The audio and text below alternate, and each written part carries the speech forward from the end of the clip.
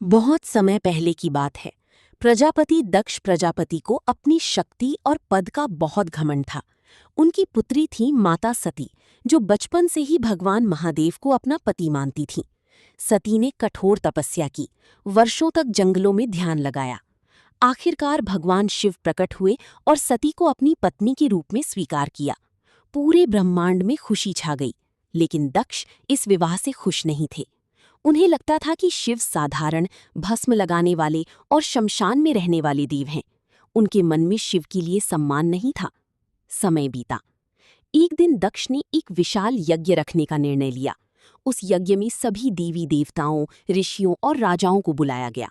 स्वर्ग से लेकर पृथ्वी तक हर जगह निमंत्रण भेजा गया, लेकिन जानबूझकर भगवान शिव और माता सती को निमंत्रण नहीं भेजा गया।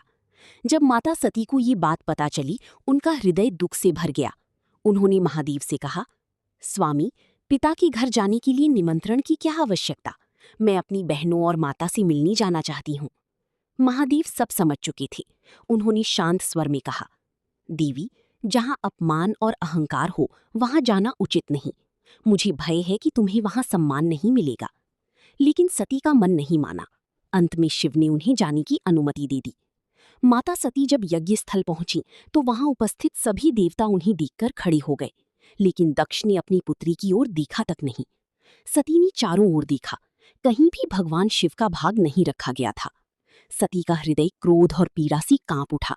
उन्होंने दक्ष से कहा, जिस महादेव के कारण ये सृष्टि चल रही है, जिनका नाम लेने मात्र से मृत्यु भी डरती है, तुमने उन्हीं का अपमान किया है। दक्ष हंस पड़ा। उसने महादेव के लिए अपमानजनक शब्द कहे। अब माता सती सहन नहीं कर सकी। उन्होंने कांपती आवाज में कहा, जिस शरीर को मैंने तुमसे पाया है, आज मैं उसी शरीर का त्याग करती हूँ। ऐसे पिता की पुत्री कहलाना भी मेरे लिए अपमान है।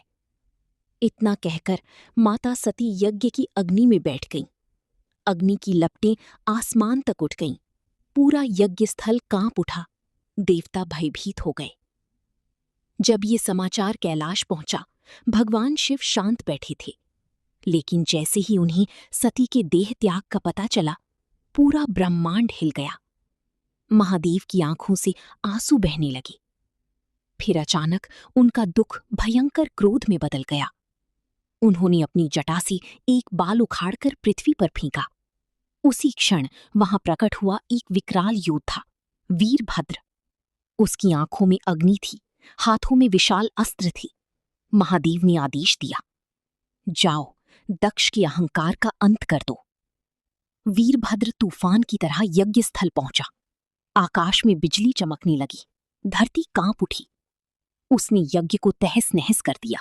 देवता इधर उधर भागने लगे। अंत में वीरभद्र ने दक्ष का सिर धड़ से अलग कर दिया। पूरा संसार भय से कांप उठा। तभी सभी देवता भगवान विष्णु के पास पहुंचे और बोले, यदि महादेव शांत नहीं हुए तो सृष्टि समाप्त हो जाएगी। भगवान विष्णु और सभी देवता महादेव के पास पहुंचे। उन्होंने शिव से प्रार्थना की, प्रभु, क्रोध शांत कीजिए, संसार आपकी कृपा से ही चलता है। महादेव का क्रोध धीरे धीरे शांत हुआ। फिर उन्होंने दक्ष को जीवन दान देने का निर्णय लिया, लेकिन उसका सिर जल चुका था, इसलिए एक बकरी का सिर लगाकर दक्ष को पुनर्जीवित किया गया। जैसे ही दक्ष जीवित हुआ, उसका अहंकार टूट चुका था। वो महादेव के चरणों में गिर